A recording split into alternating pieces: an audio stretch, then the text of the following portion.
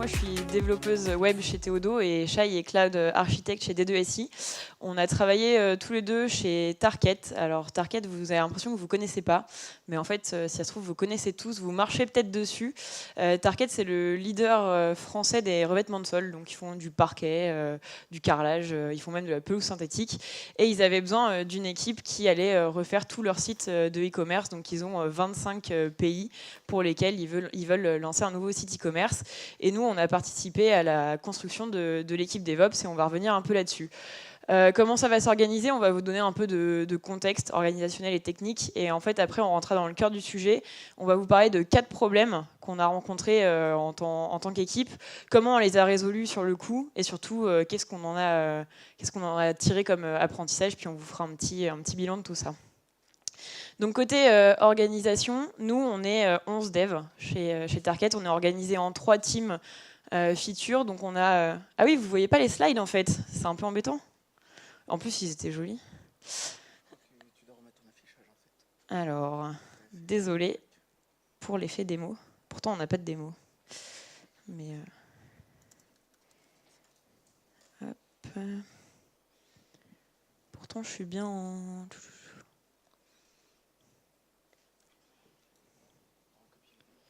Bah oui. Attends.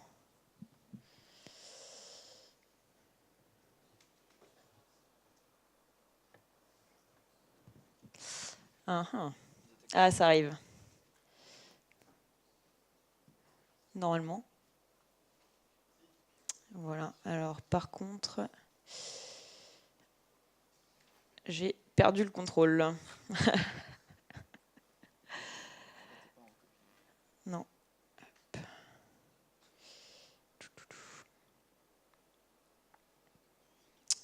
Voilà, ça y est. Donc, comme je vous le disais, on est... alors, comme je vous le disais... Ça arrive. Voilà. Donc on est organisé en 3 feature teams. On est 11 devs. Donc il y a une team qui est spécialisée dans tout ce qui est recherche produit. Une team qui s'occupe de tout ce qui est client. Donc compte client, panier des clients, etc. Et une équipe qui fait vraiment du front. Donc nous, on travaille en Scrum. On fait des sprints d'une semaine. Est-ce que vous savez qui sait ce que c'est Scrum? On va faire plutôt comme ça. Ok. Donc je vais pas m'étaler là-dessus. Mais voilà, on fait des sprints d'une semaine. Et donc Shai, lui, est le seul Ops dédié avec ses 11 devs. Lui, il travaille pas en Scrum, il a un Kanban, enfin un backlog de features, et puis selon les priorités, il les prend comme ça. Donc voilà pour l'organisation côté équipe technique. Alors, du côté architecture, l'avantage de ce projet, c'est que c'était un projet qui partait from scratch. Du coup, on a pu se faire plaisir et partir sur des nouvelles technologies à pleine balle. Donc, ok, d'accord. Donc, en termes d'infrastructure, du coup, on a choisi de partir sur du cloud, sur Amazon Web Services, AWS pour les intimes. Pourquoi? Pour 2 choses. D'une part, parce que le cloud, ça nous permet d'avoir de la scalabilité au niveau de l'infrastructure, et surtout parce que ça nous permet d'automatiser assez facilement. AWS expose toutes ses features et tous ses produits en mode API, et on peut automatiser toutes les créations et destructions de composants. Oui, je oublie un détail, pardon. Alors, ce qui est un caveat du cloud qui est magique et automatisable, c'est que, par exemple, les instances ne sont dispo que 99,5% du temps. Donc, à vous d'assurer une infrastructure qui est résiliente avec suffisamment de machines et d'auto-scaling group pour que ça marche quand les instances tombent. Un autre détail aussi, c'est pour améliorer l'expérience utilisateur, il faut s'assurer que quand vous perdez une machine, vous ne perdez pas votre session. Donc d'un point de vue applicatif, c'est là qu'il faut se rapprocher des développeurs, il faut s'assurer que vos machines soient stateless et que vous n'avez pas d'informations locales, mais plutôt en extérieur sur un back-end. Donc en termes de déploiement, on a choisi de faire du blue-green. Pour ceux qui ne savent pas ce que c'est que le blue-green, ça consiste tout simplement à, lors du déploiement d'une nouvelle version de l'application, on déploie carrément une nouvelle stack, tout en partageant le même back-end de données. Et on teste, et si ça a l'air OK, on se contente de basculer le DNS sur la nouvelle stack. Et on détruit l'ancienne.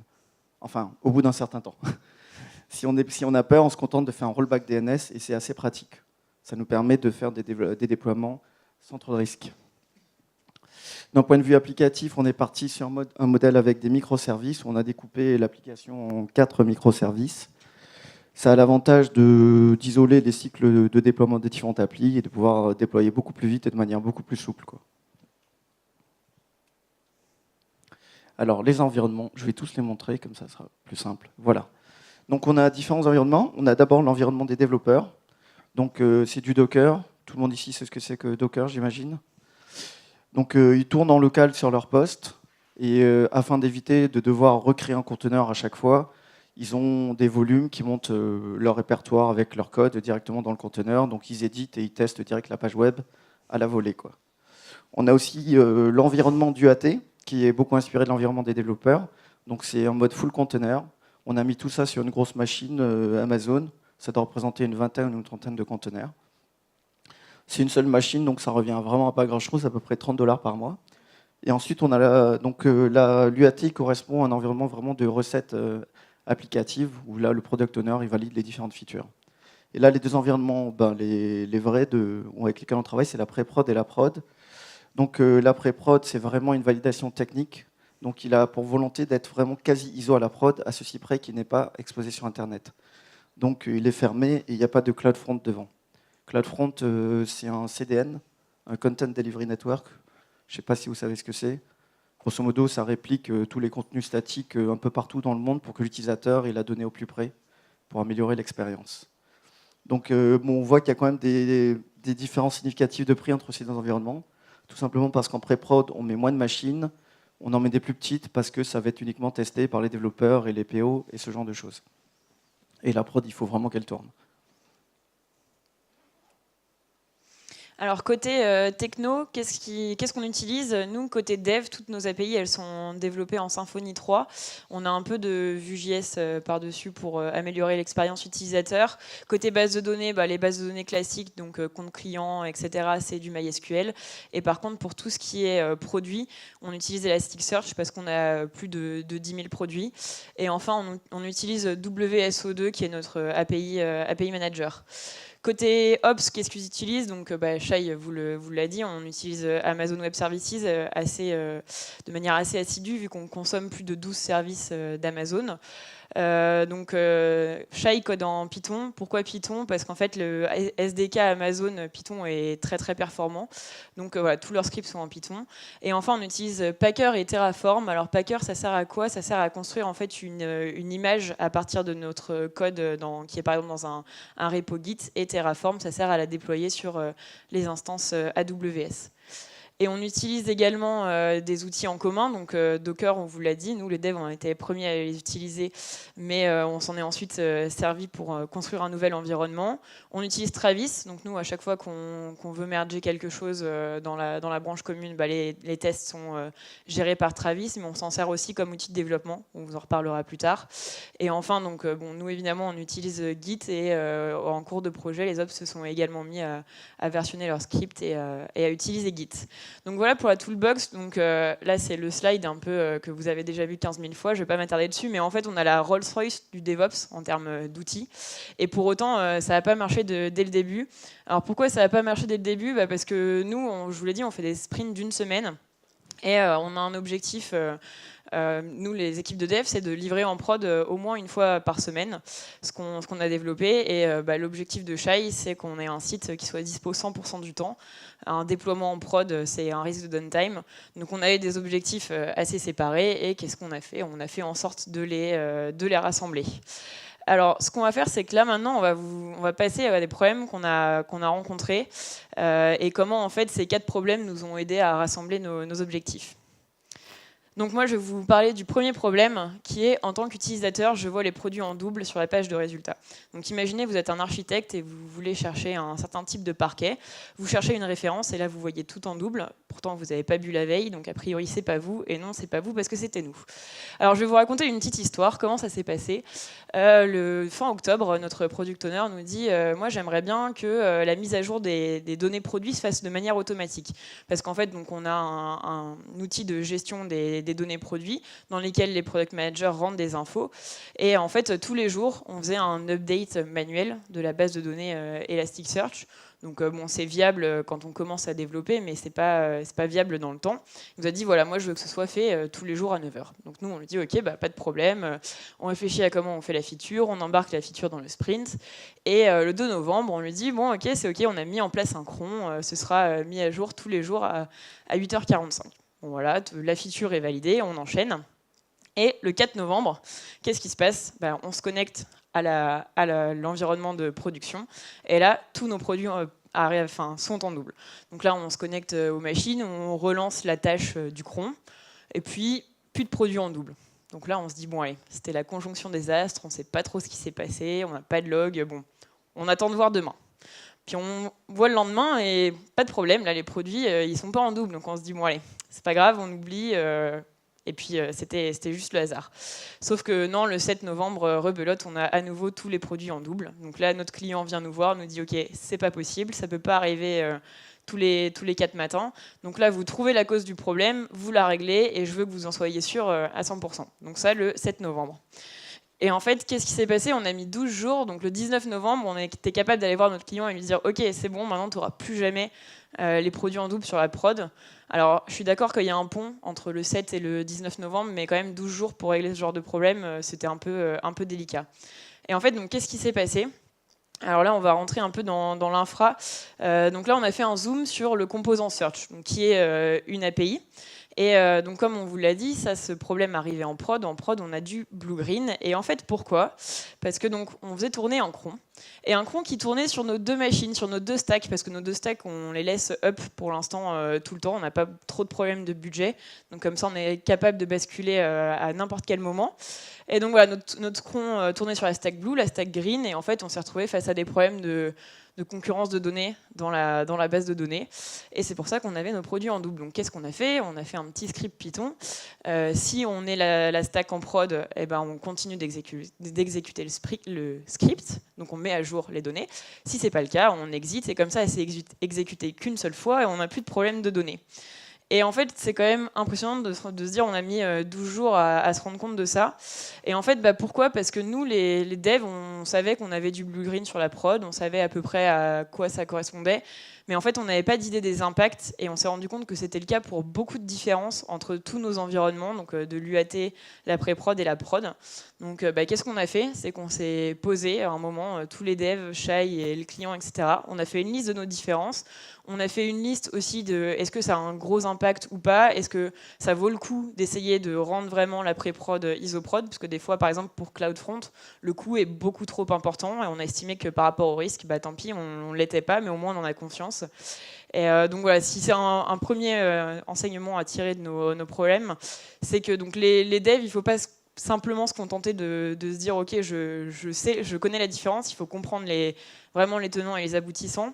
Un autre apprentissage aussi, c'est que donc, le cron, je me souviens, c'est moi qui l'ai codé, puis je suis allée voir Shai, je me suis à côté de lui, j'ai dit ouais, est-ce que tu peux mettre un cron sur la machine de deploy, il doit tourner à 8h50, le script il s'appelle comme ça. Puis Shai il m'a dit ouais, ok, je le fais, il l'a fait, et il s'est jamais intéressé, ok, c'est quoi la feature derrière, qu'est-ce que ça va faire, etc.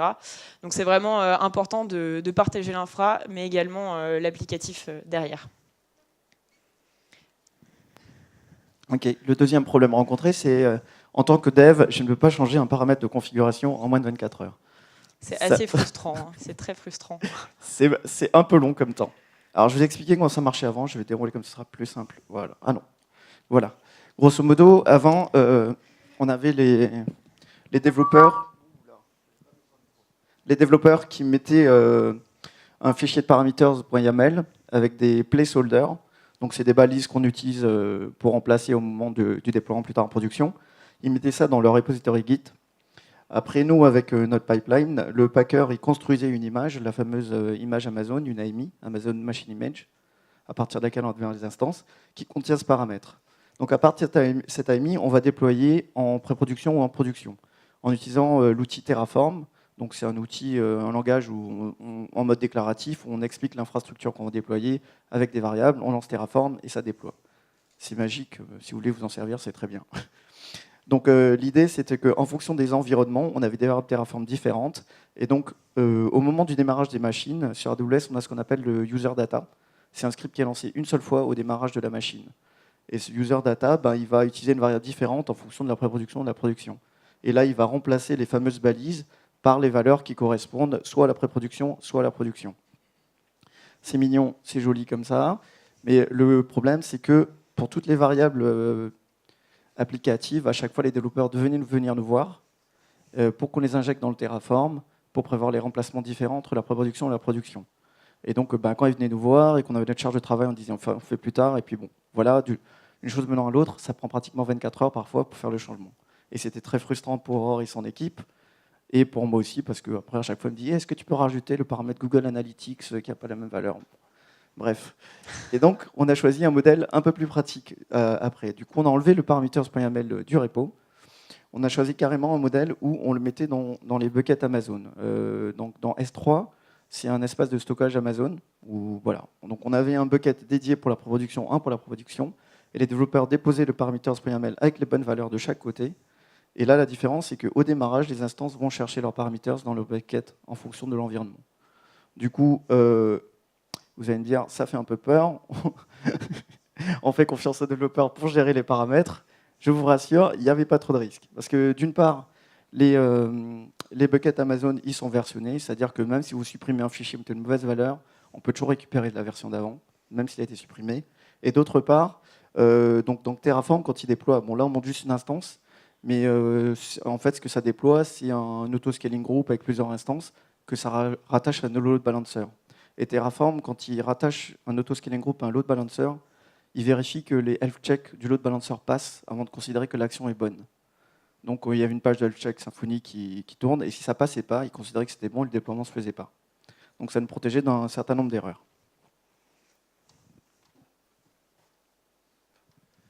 Donc, du coup, suite à ça, on s'est dit que quand même, il serait pas mal intéressant de réduire les dépendances là où il n'y a pas besoin entre les devs et les ops, notamment quand on parlait des paramètres applicatifs, c'est très gênant à chaque fois de devoir venir nous voir.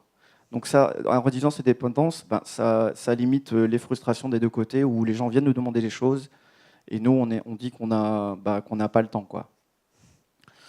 Un deuxième élément aussi qu'on a retiré de ça, c'est aussi penser à anticiper et planifier les tâches, parce que ce qui se passe, c'est que j'étais le seul ops versus 11 développeurs, et quand il y en a un qui vient me voir le matin en disant tu peux modifier ce paramètre, et puis l'autre qui vient me voir me dit tu peux modifier celui-là, un autre qui vient me voir à 13h, à la fin de la journée, le premier qui vient parler, il va prendre une cartouche, quoi. Et bon, c'est pas l'idée, quoi. L'idée, c'est qu'on soit tous en mode bienveillant et qu'on travaille ensemble. Du coup, ce qu'ils ont fait pour améliorer les choses, c'est que avant leur cérémonie, donc c'est grosso modo leur réunion hebdomadaire où ils définissent le planning de leur sprint et les features qu'ils doivent développer, ils viennent me voir et disent voilà, on aimerait faire telle feature, ça prend combien de temps, est-ce que c'est possible ou pas dans la semaine? Et là, je réponds oui ou non, et eux, ils intègrent dans le sprint ceux qui vont matcher ces features pour être en sorte que tout le monde soit content, quoi. Et ça redonne l'effet qui se coule. Voilà, ça améliore le quotidien de tout le monde. Exactement. Parce que Shai, quand il vous met une cartouche, ça fait un peu mal. Du coup, notre troisième problème, c'est en tant qu'équipe, je n'arrive pas à déployer une fois par jour en production. Donc en fait, qu'est-ce qui s'est passé? C'est que notre client, il nous a dit au 5 septembre, je ne sais pas pourquoi le 5 septembre, mais c'était peut-être parce que c'était mon anniversaire, mais bon, au 5 septembre, tous les jours, vous devez être capable de mettre en production à 14h. Nous, on lui a dit, ok, pas de souci, on est parti. Et là, je vais vous raconter une petite histoire. En fait, on n'a pas toujours été 11 devs à Target. Au début, on n'était même que 4. On avait une base de code, donc exactement les mêmes API qu'on vous a montré, ça n'a jamais changé, et on avait un product owner qui était à 3-4 bureaux de chez nous. Maintenant, je vais vous parler de notre workflow guide. Donc, au quotidien, on avait une branche qui s'appelle staging, qui correspond à notre environnement de validation. Quand on développait une feature, on poulait cette branche, on partait de cette branche, on développait notre feature, puis une fois que tout était bon, on remergeait notre code dans staging et on déployait sur l'environnement de validation, puis on demandait à notre product owner de valider. Et comment ça se passait les jours de MEP?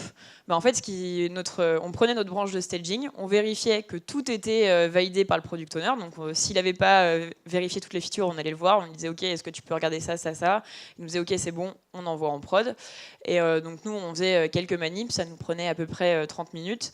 Et on mergeait la fameuse branche staging dans une branche qui s'appelle master. Et après, Shai faisait le reste. Donc, ça se passait très bien. Un petit point important pour la suite, à ce moment-là, on n'avait pas d'UAT. Donc l'environnement de validation que vous avez vu, c'est l'environnement de staging en vert qui est en fait notre nouvelle pré-prod. Vous comprendrez pourquoi je vous montre ça ensuite. Et qu'est-ce qui s'est passé? Donc en septembre, on était toujours 4 développeurs, mais plus 4 autres développeurs et plus 3 autres développeurs. Et le truc un peu gênant, c'est donc on avait toujours un product owner qui était en France, mais le deuxième était en Serbie et le troisième était aux États-Unis. Donc je vous laisse imaginer les décalages horaires. On avait toujours une même base de code, donc on était globalement répartis par API. Par contre, ce qu'on avait décidé, c'était qu'il y avait un seul développeur qui faisait la mise en prod de tous les composants une fois par jour. Donc imaginons par exemple, on est vendredi et moi je suis dans l'équipe de 3 devs et je m'occupe de mettre en prod pour tout le monde. Et donc en fait, le workflow quotidien n'a pas changé, mais les jours de web, ça a changé un peu. Donc imaginez, moi, vendredi matin, 10h, je me dis, allez, ok, aujourd'hui, c'est moi qui mets en prod. Donc je vais voir Maxime d'une autre équipe et je lui dis, est-ce que ton product owner, il a tout validé? Est-ce que la branche staging, est-ce que l'environnement est vérifié? Est-ce qu'on peut envoyer en prod? Puis là, il me disait, bah non, moi, mon product owner, il est aux États-Unis, il se lève à 14h30, il n'a pas validé hier, donc il n'a rien vérifié. Donc tu ne peux pas envoyer ce qu'il y a sur l'environnement de validation en prod. Donc je me disais, bon, ok, tant pis. Je reviens le voir à 14h30. Il me dit, ah non, non, en fait, cette feature-là, elle lui plaît pas, il faut que je refasse un petit truc. Ça me prend pas longtemps, t'inquiète, reviens à 15h30, ce sera bon. Je reviens à 15h30, il me dit, ok, c'est bon. À 16h, je retourne voir l'équipe suivante. Je lui dis, ok, c'est toujours ok pour vous, pour mettre en prod. Puis lui, il me dit, ah non, mais attends, on a fait du dev depuis ce matin. Bon, attends, je reverte mon commit, je repush tout ça, puis ouais, je viens me voir tout à l'heure, ça ira. Donc à 16h30, il me dit, c'est bon, tu peux envoyer en prod. Donc moi, je fais mes manips, etc. Je merge tout dans master. Puis à 17h, je vais voir Shai et je lui dis, hey Shai, est-ce qu'on peut mettre en prod? Puis là, Shai, il me dit, bah non, moi j'ai une soirée ce soir, il est 17h, on est vendredi, donc non, on mettra en prod lundi matin. Et là, bon, j'avais pas trop d'arguments. Et voilà, on avait passé un vendredi sans mise en prod. Et du coup, ce qu'on a fait, c'est qu'on a décidé d'adopter un nouveau workflow. Donc, je ne vais pas trop m'attarder dessus. C'est peut-être un peu barbare pour vous, mais en gros, ce qu'il faut retenir, c'est que la branche rose, la branche de développe, c'était la branche de la vérité. Et en fait, à chaque fois qu'on développait une feature, on mergeait cette feature dans notre environnement de validation. Donc, la branche verte, staging, on déployait, on validait, etc. Et ensuite, une fois que le product owner nous avait dit ok, bah, ta feature elle est ok, elle peut partir en prod, on faisait une dernière action, c'est qu'en fait on remergeait notre code dans la branche rose, la branche développe, et en fait du coup cette branche elle contient que du code qui avait été vérifié et testé par nos product owners, donc elle pouvait partir en prod tous les jours à 14h sans aucune intervention des devs en fait, on n'avait pas besoin de la checker. Et là, vous allez me dire, ok, mais c'est quoi le rapport avec Shai dans tout ça? Et ben en fait, parce que si vous avez bien suivi, on n'a plus d'environnement de validation fonctionnelle. Parce qu'en fait, ce qui se passe, c'est que les product owners, ils vont valider le code qui est sur la branche de staging. Donc imaginons, j'ai là une feature A, une feature B, une feature C sur staging, et la feature C n'a pas encore été validée par un des product owners, donc dans ma branche de develop, j'ai seulement A et B. Et en fait, si ça se trouve, on est des mauvais développeurs. C'est pas le cas, mais on pourrait imaginer. Et les features A et B, elles marchent que parce qu'en fait, la feature C est présente. Donc, si ça se trouve, on va dans la branche de développe, le code tel qu'il y est, il fonctionne pas. Et du coup, on va envoyer en production du code qui ne marche pas. Donc là, on est allé voir Shai, on lui a dit, Shai, il nous faut absolument une pré-prod. On n'est pas serein, on peut pas faire comme ça. Puis Shai, il m'a dit, ouais, mais attends, 3000 €, je suis pas sûr qu'ils aient envie de refaire un environnement comme ça. Qui va nous coûter 3000 € par mois. Et en fait, c'est là où, du coup, l'UAT est arrivé. Et en fait, c'est parce que, en réfléchissant ensemble, on s'est dit, bah, finalement, il y a peut-être moyen de faire un truc qui n'est pas ISO à la prod techniquement, mais qui nous permettra de valider fonctionnellement notre code. Et l'environnement de validation devient notre pré-prod. Ok, donc voilà. Donc, du coup, le workflow, maintenant, il donne un truc. Quand ils sont contents, quand ils veulent tester une feature, ils mergent dans la branche staging. Ça va déclencher le Travis classique avec les tests unitaires. Et ce Travis-là, il va construire un conteneur et le déployer sur notre machine du AT. Une fois que ça s'est validé par le product owner, hop, on merge du coup dans la branche develop, parce qu'on sait que c'est bon, c'est clean et tout. Et une fois par jour, il y a un développeur qui est dédié à 14h ou à 9h, je ne sais plus à quelle heure c'est. Il dit, bon, là, je vais faire la release du jour. Donc, je vais taguer, ça c'est la V32 de front ou la V40 de search. Je tag ça dans master et automatiquement, ça va déclencher encore un autre job Travis qui lui va faire du packer parce que là, on va vraiment faire des machines Amazon. Donc, le packer va créer l'AMI et avec Terraform, ça va le déployer dans l'environnement de pré-production. Donc là, bon, pour faire simple, grosso modo, les AMI apportent le nom de la release, comme ça on peut les retrouver facilement. Une fois que ça c'est fait, le développeur il va regarder vraiment, on va se connecter sur un nom de recette de pré-prod et voir que tout est bon. Une fois qu'il dit que c'est bon, ben on envoie la sauce et on déploie en production. Et là, c'est un simple script Python, push to prod, qui envoie en production. Ce qui est important de noter dans ce modèle, c'est qu'on est dans le modèle de l'image immuable. C'est-à-dire que l'image qu'on a construite pour la pré-prod, c'est la même qui est partagée avec le compte de prod et qui est déployé. Bah, ça évite les dérives, ça permet de valider vraiment l'artefact qu'on déploie, c'est la machine, c'est pas le code, quoi. Voilà. Ce qui nous amène au problème numéro 4. En tant qu'Ops, je gère seul les bugs en production. Alors, grosso modo, ce qui se passait historiquement au tout début, c'est le développeur venait me voir, Aurore venait me voir, on va dire, J'ai bon dos. c'est bon, Shai, la pré-prod c'est bon, tu peux déployer en production. Donc moi je lance mon script, hop, un quart d'heure plus tard, tout est bon, tout est up, c'est en production, je vais voir Aurore, je dis c'est bon. J'enchaîne, je fais ma vie, et 2 heures plus tard, elle revient, dit la production est cassée, ça marche pas. Et qu'est-ce qui se passe? Bah c'est ça, quoi. Donc, là, je me retrouve en tant qu'Ops, tout seul à gérer le problème de prod. Donc là, on sort le SSH, on va sur les bécanes, on regarde les logs, et on voit des erreurs, que des erreurs PHP partout. Et donc là, c'est un peu frustrant en tant qu'Ops, en train de diagnostiquer, on se rend compte que en fait, c'est un problème applicatif. Alors au début, c'était très énervant, très frustrant. J'en voulais beaucoup aux développeurs. Mais après, en fait, j'ai réalisé que c'est parce qu'ils avaient des contraintes différentes. C'est-à-dire que eux, leurs contraintes, c'était de délivrer un certain nombre de features dans le sprint. Ils avaient une semaine qui était remplie pour délivrer X features et absolument pas de temps qui avait été alloué pour la partie debugging en production, quoi.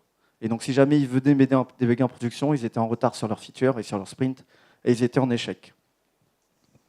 Hop. Ça, c'est l'image préférée d'Aurore, quand même, toujours.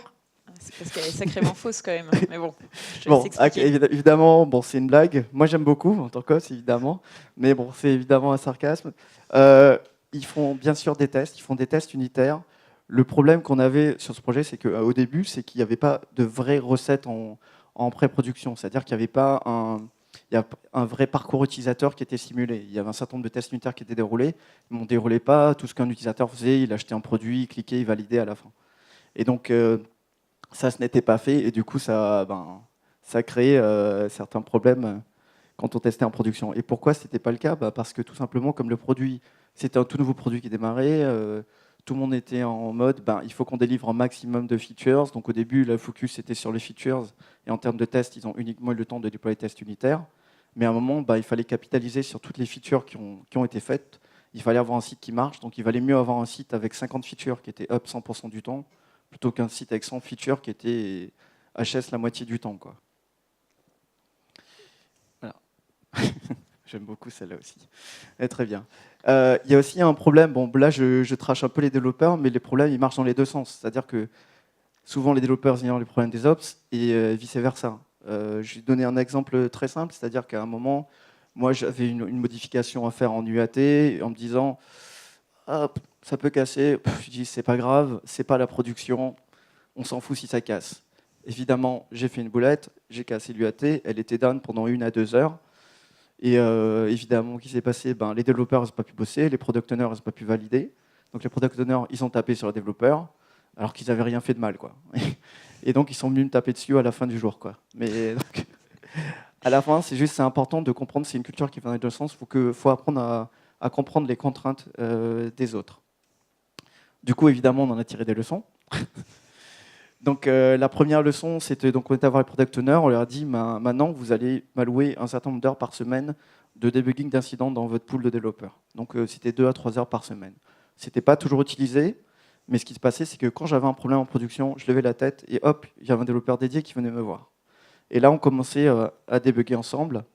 C'était très bien parce que déjà 2 cerveaux, ça vaut mieux qu'un. En plus, c'est 2 visions différentes. Il y a la vision Ops qui maîtrise l'infra et la vision App qui maîtrise vraiment le code. Et à deux, en termes de diagnostic, ça va beaucoup plus vite parce qu'on a une vision vraiment complémentaire. Et le gros intérêt de ça, c'est surtout le côté apprentissage. C'est à la fois le développeur, il va commencer à apprendre comment marche l'infra, comment elle est structurée, et l'Ops, il va comprendre comment le code il marche un peu. Bref, c'est super cool. Ensuite, on a aussi demandé au product owner d'allouer du temps pour l'automatiser la recette en production. Vraiment des recettes avancées. Donc, on a produit un produit qui s'appelle BIAT. C'est un framework PHP qui, grosso modo, il simule l'ouverture d'un Chrome et le parcours d'un utilisateur. Je crois qu'on décrit un peu en mode texte ce qu'on fait, et c'est assez bien. Ça permet vraiment de simuler. Et donc, du coup, il y a du temps qui a vraiment été alloué pour pouvoir construire ces tests exhaustifs, pour avoir plus de tests avancés. Et l'avantage de tout ça, c'est que... Ah, ça recommence. Voilà. C'est qu'au final, ça a diminué les régressions en production parce qu'on avait beaucoup plus de tests avancés et ça marchait.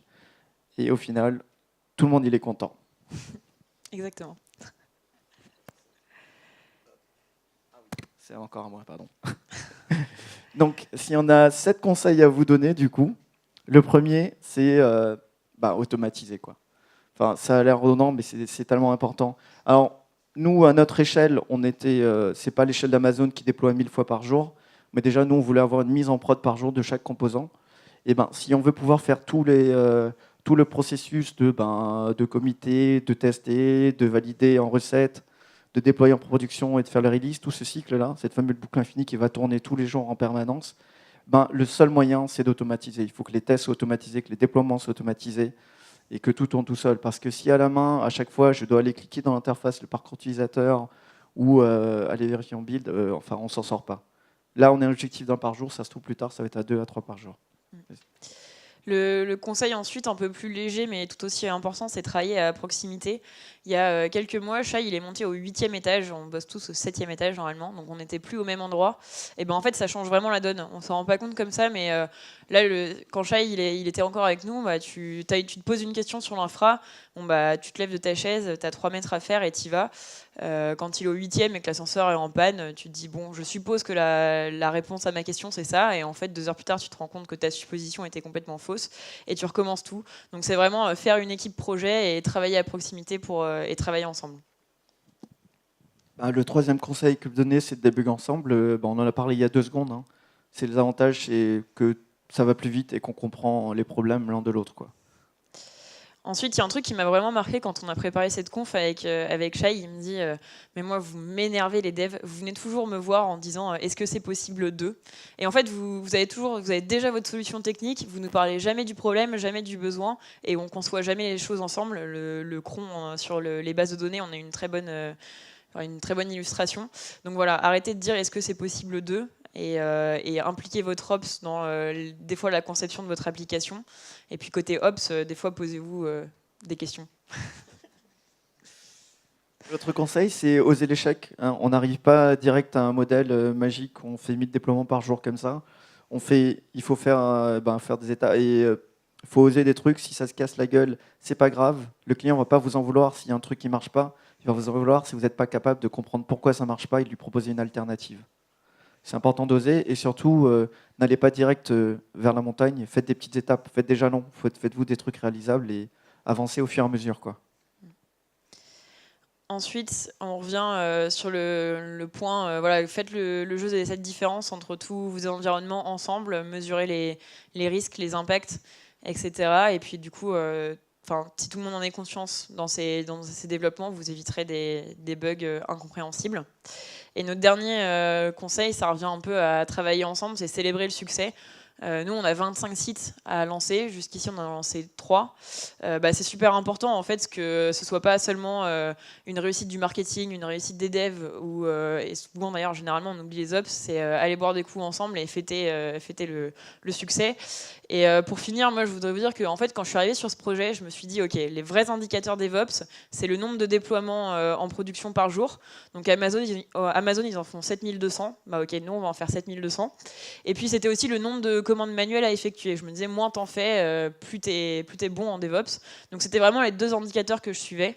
Et en fait, 1 an après, j'ai compris que le vrai indicateur DevOps, ça n'a rien à voir avec le nombre de commandes, de déploiements, de tout ce que vous voulez. C'est le nombre de bières qu'on va boire ensemble après le travail. Bon, 50, c'est peut-être un peu exagéré. Mais voilà, c'est vraiment l'idée, ayez une équipe projet, bossez ensemble et ayez les mêmes objectifs. Donc merci à tous, et puis si vous avez des questions, on sera ravis d'y répondre.